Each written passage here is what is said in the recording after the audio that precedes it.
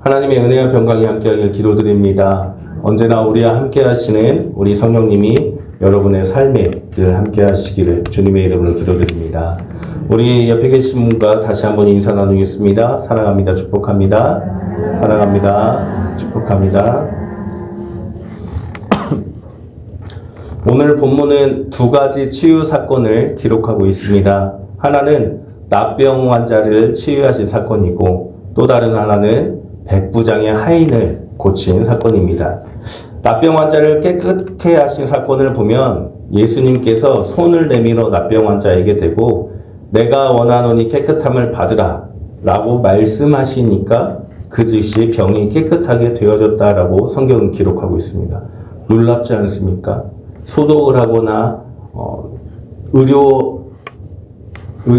지식으로 그렇게 치유한 게 아니고 말씀을 하시니까 치유가 됐다. 정말 놀라운 일입니다. 이런 놀라운 치유의 기적 다음에 이어서 또 하나의 치유함의 사건이 기록되고 있습니다. 그런데 이 사건은 더 놀라운 것 같습니다.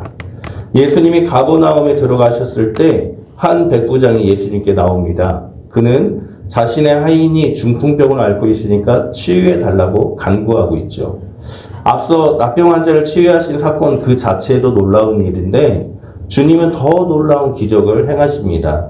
우리 오늘 읽진 않았지만 이 다음에 기록된 13절 말씀을 우리 같이 한번 읽어보겠습니다. 함께 읽겠습니다. 예수께서 백부장에게 이르시되 가라 내 믿음대로 될지어다 하시니 그 즉시 하인이 나으니라. 아멘. 주님께서 내 믿음대로 될지어다 라고 말씀하시니까 그 즉시 하인이 나왔다라고 성경은 기록하고 있습니다. 놀랍지 않습니까? 납병 환자는 그 자리에 있었습니다. 그래서 예수님이 직접 손을 대고 말씀을 하셔서 치유가 되었는데 백부장의 하인은 예수님이 직접 본 것도 아니고 멀리 떨어져 있는 어딘가 모르는 그 집에 있는 상황에서 예수님이 말씀하시니까 그 즉시 나왔다라고 기록하고 있습니다. 놀랍지 않습니까? 우리는 이 두 가지 치유 사건을 함께 읽으면서 단순히 예수님의 치유하심이 놀라운 기적이다 라고 생각하기보다도 우리는 믿음에 대해서 다시 한번 생각을 해봐야 됩니다. 본문을 읽다가 이런 질문을 해보게 되었습니다. 납병 환자는 무엇 때문에 치유함을 받게 되었을까?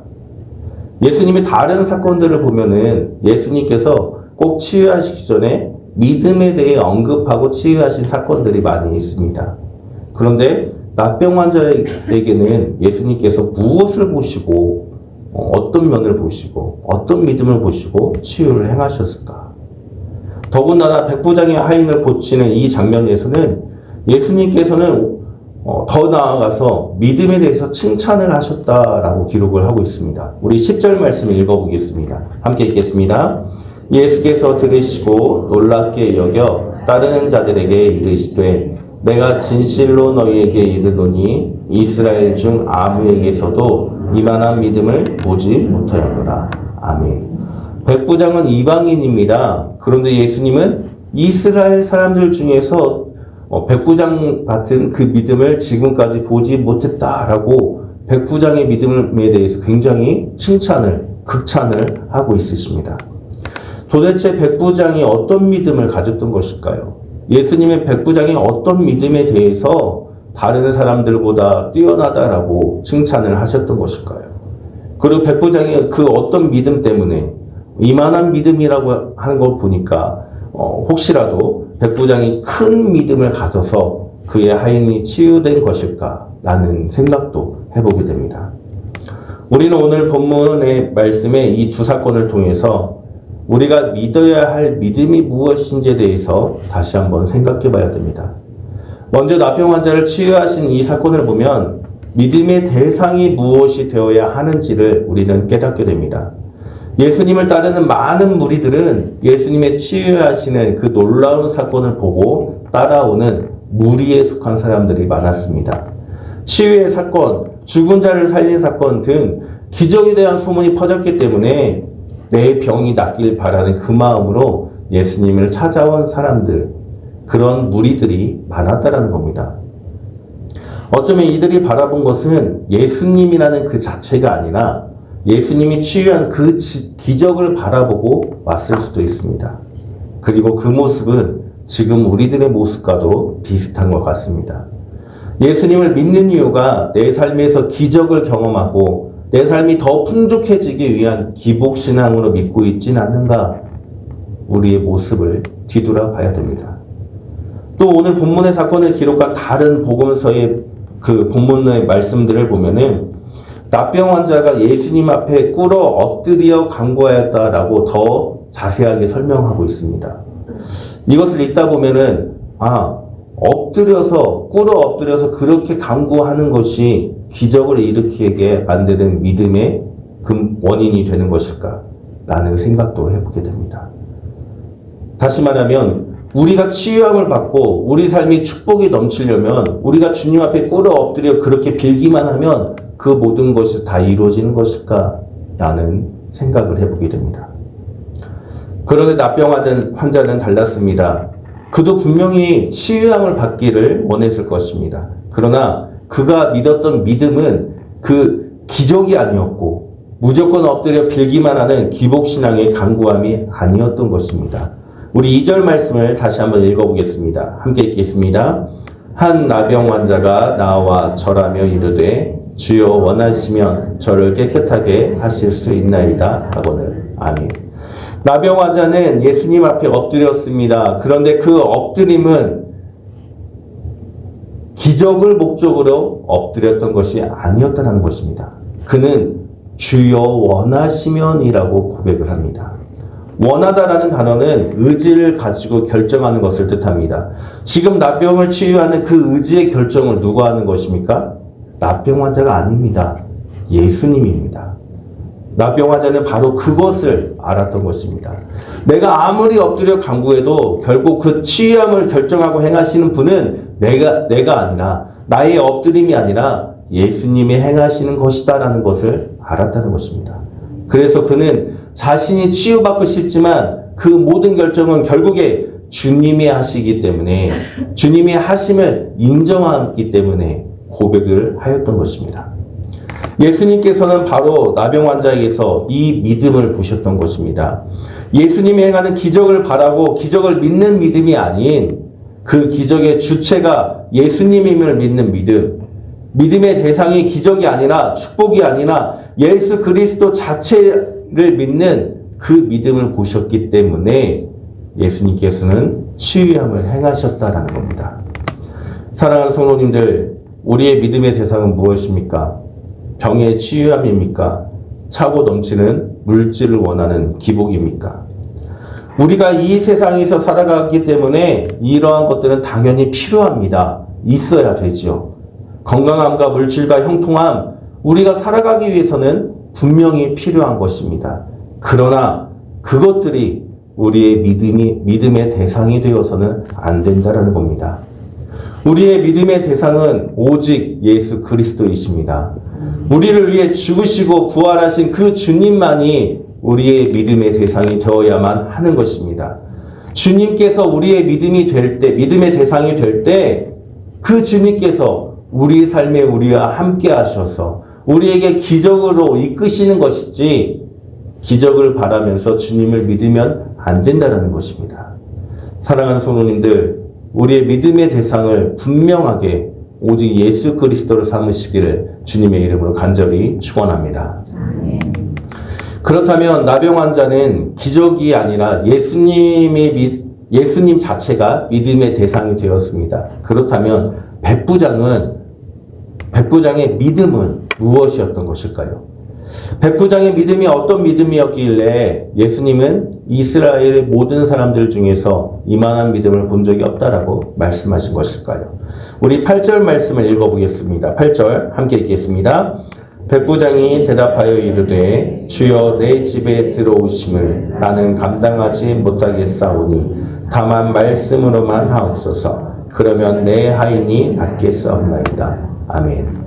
백부장이 주님 앞에 나와 간구합니다. 내 하인이 중풍병을 앓고 있으니 치유하여 주십시오. 여기까지만 보면 백부장은 예수님을 따르는 무리들처럼 예수님의 기적만을 바라는 그런 믿음을 가진 것 같습니다. 그러나 백부장이 다른 이들과 달랐던 점은 그는 기적을 바라지만 그 기적을 믿은 것이 아니라 주님의 말씀을 믿었다는 겁니다. 다만 말씀으로만 하옵소서. 주님께서 직접 가서 고쳐주신다라고 말씀하셨지만 백부장은 감히 내 집으로 모실 수가 없으니까 말씀만 하셔도 됩니다라고 말하고 있는 겁니다.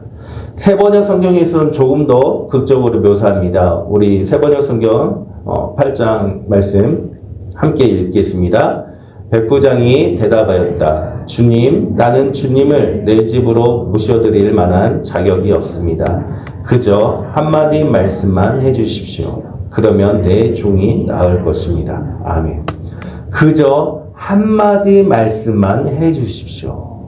예수님의 한마디 말씀에 대한 확고한 믿음이 보이는 백부장의 고백입니다. 새한글 성경에서는 이 부분을 오직 말씀으로만 해주십시오라고 번역을 하고 있습니다. 백부장은 예수님의 치유하심의 기적을 믿은 것이 아니라 예수님의 말씀만을 믿었다라는 겁니다. 예수님의 한마디의 그 한마디의 말씀만으로도 치유함의 기적이 일어날 수 있다라는 것을 믿었다라는 것입니다. 말씀의 힘, 말씀의 권위 자체를 백부장은 믿었던 것입니다. 이와 비슷한 사건이 요한복음 4장에서 기록하고 있습니다. 요한복음 4장에서는 왕의 신하가 찾아와서 자신의 아들을 고쳐달라고 그렇게 예수님께 간구하는 장면을 기록하고 있는데 우리 50절 말씀 같이 읽겠습니다. 예수께서 이르시되 가라 내 아들이 살아있다 하시니 그 사람이 예수께서 하신 말씀을 믿고 가더니 아멘. 예수님께서 왕의 신하에게 가라 내 아들이 살아있다 라고 말씀하시자 왕의 신하는 예수께서 하신 그 말씀을 믿고 갔다 라고 기록하고 있습니다. 예수님이 행한 기적을 믿었다라는 것이 아니라 예수님이 하신 그 말씀을 믿었다라고 더 구체적으로 자세하게 기록을 하고 있는 것입니다. 그런데 여기서 한 가지 중요하게 살펴봐야 할 것이 왕의 신하가 예수님의 말씀을 믿고 가기 전에 예수님이 하신 말씀이 있습니다. 요한복음 4장 48절 우리 같이 한번 읽어보겠습니다. 예수께서 이르시되 너희는 표적과 기사를 보지 못하면 아멘. 너희는 표적과 기사를 보지 못하면 도무지 믿지 아니하리라. 주님께서 지금 우리에게 말씀하십니다. 너희는 표적과 기사를 봐야만 믿을 수 있느냐? 너희가 믿는 믿음이라는 것이 무엇이냐? 너희는 무엇을 믿고 있느냐? 백부장과 왕의 신하의 공통점은 예수님이 행한 기적과 표적을 믿은 것이 아니라 예수님께서 하신 그 말씀 자체를 믿는 믿음을 가졌다라는 겁니다. 주님의 말씀에 대한 권위, 그 말씀을 믿었기 때문에 말씀의 능력으로 그들의 삶에서 기적이 일어나게 된 것이라는 겁니다. 사랑하는 성도님들, 우리는 무엇을 믿고 있습니까? 기적과 표적을 바라고 있습니까? 주님의 말씀을 믿고 있습니까? 히브리서 4장 12절에서 분명하게 말씀합니다. 우리 같이 읽어보겠습니다. 하나님의 말씀은 살아있고 활력이 있어 좌우에 날선 어떤 검보다도 예리하여 혼과 영과 및 관절과 골수를 찔러 쪼개기까지 하며 또 마음의 생각과 뜻을 판단하나니. 아멘. 하나님의 말씀은 살아있고 활력이 있으며 예리하여서 우리의 혼과 영과 관절과 골수에게까지 스며들어서 우리를 그 말씀의 능력으로 이끄신다라고 분명하게 말씀하고 있습니다. 예수님을 따르는 이스라엘 사람들은 기적을 바라고 표적을 바랐습니다. 그리고 그것을 믿었습니다. 그러나 백부장은 예수님의 말씀만을 믿었기 때문에 예수님의 그 말씀의 능력만을 알았기 때문에 예수님은 그의 그 믿음을 칭찬했다라는 겁니다. 사랑하는 성도님들, 그렇기 때문에 오직 주님의 말씀만을 믿으시길 바랍니다. 오직 우리의 모든 상황 속에서 주님의 말씀만을 붙잡으시길 주님의 이름으로 간절히 축원합니다. 믿음의 장이라 불리는 히브리서 11장을 보면은 믿음의 사람들이 무엇을 믿었는지에 대해 우리에게 알려주고 있습니다. 믿음으로 노아는 아직 보이지 않는 일에 경고하심을 받아 경외함으로 방주를 준비했다라고 기록하고 있고, 믿음으로 아브라함은 부르심을 받았을 때 순종하여 장래의 유업으로 받을 땅에 나아갈 때 갈 바를 알지 못하고 나아갔다라고 기록하고 있습니다. 이들이 믿었던 믿음이 무엇입니까? 이들이 기적을 보고 경험하여서 순종한 것은 결코 아니라는 겁니다. 이들은 하나님의 말씀을 들었고 그 말씀 자체를 믿었기 때문에, 그 말씀이 이루어질 것이라고 확신을 가졌기 때문에 행하였다는 겁니다.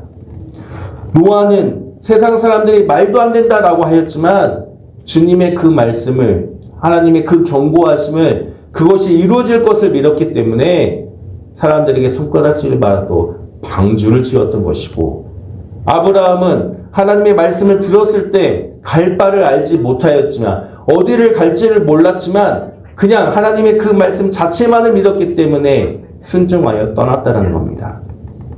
사랑하는 성도님들, 우리의 믿음의 대상은 기적이 아닙니다. 우리의 믿음의 대상은 오직 하나님의 말씀입니다.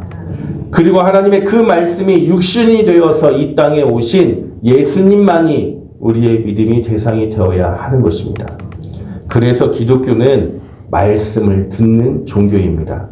나를 말하는 종교가 아니라, 나를 뒤돌아보는 종교가 아니라 오직 하나님의 말씀을 듣는 종교가 우리가 믿는 기독교입니다.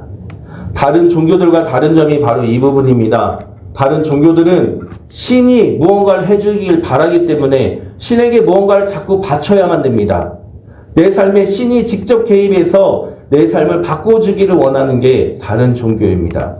불교가 추구하는 것은 나를 보고 나를 이해하여서 나의 내면을 변화시키는 것, 해탈을 추구하고 있습니다. 나 자신의 변화를 추구하는 것이 불교입니다. 그러나 기독교는 비슷하지만 분명하게 다릅니다.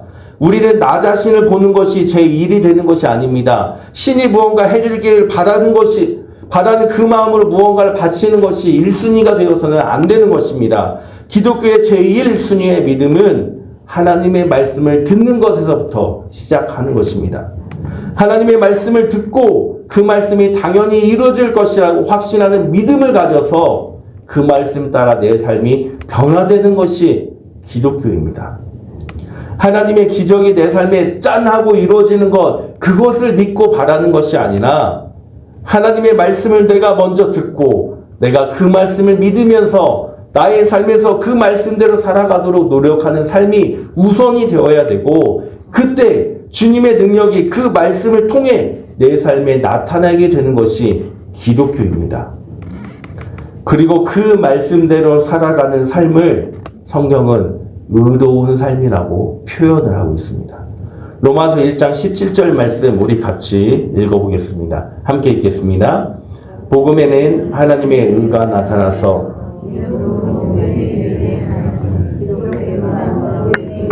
믿음으로 말미암아 살리라 함과 같으니라. 아멘. 오직 의인은 믿음으로 말미암아 살리라. 하나님 말씀대로 살아가는 사람을 의인이라고 합니다. 그렇기 때문에 우리는 하나님을 믿고 하나님의 말씀을 듣는 우리는 그 말씀대로 살아가는 것이 믿음이라는 겁니다. 하나님의 그 말씀이 내 삶에 이루어진다는 믿음, 그 말씀으로 오신 예수 그리스도를 믿는 믿음, 그 말씀대로 살아가는 삶의 믿음, 그것이 우리가 살아가야 하는 믿음으로 말미암아 사는 것이라고 분명히 우리에게 알려주고 있습니다. 사랑하는 성도님들, 우리의 믿음의 대상을, 믿음의 방향을 우리는 바르게 해야 됩니다. 우리가 믿어야 할 것은 세상의 방법이 아니고, 우리가 믿고 바라는 것은 기적과 표적이 되어서는 안 됩니다. 우리는 오직 하나님의 말씀, 성경으로 말씀하신 말씀, 나에게 말씀하신 그 말씀이 이루어지는 것을 믿어야 하며, 말씀으로 오신 예수 그리스도만을 믿으며 살아가야만 합니다. 우선순위가 결코 바뀌어서는 안 되는 것입니다. 우리가 살아가는 이 세상 속에서는 수많은 소리들이 있습니다. 무엇이 옳은지 구분할 수가 없는 세상 속에서 우리는 살아가고 있습니다. 그러나 그 세상 속에서도 오직 하나님의 말씀에 귀를 기울이고 하나님의 말씀을 들으면서 그 말씀대로 살아가는 믿음의 삶을 살아가는 의인들이 되어야만 하는 것입니다. 사랑하는 성도님들, 오직 주님의 말씀을 듣고 믿고 살아감으로써 주님의 말씀의 그 능력이 우리 삶에 가득하여 말씀대로 이루어지는 삶이 되시기를 주님의 이름으로 간절히 축원합니다. 함께 기도하겠습니다. 언제나 우리와 함께 하시고 우리에게 말씀하시는 주님, 우리가 이 세상에서 세상의 소리를 듣는 것이 아니라 오직 우리에게 말씀하시는 주님의 음성을 듣는 믿음의 사람이 되게 하여 주옵소서. 우리의 믿음이 세상을 향한 것이 아니라 나 자신을 향한 것이 아니라 오직 주님의 말씀을 듣고 그 말씀을 행하도록 우리와 함께 하시고 기적이 아닌 예수 그리스도를 바라보며 걸어가는 믿음이 되게 하여 주옵소서. 우리를 구원하신 예수 그리스도의 이름으로 기도드립니다. 아멘.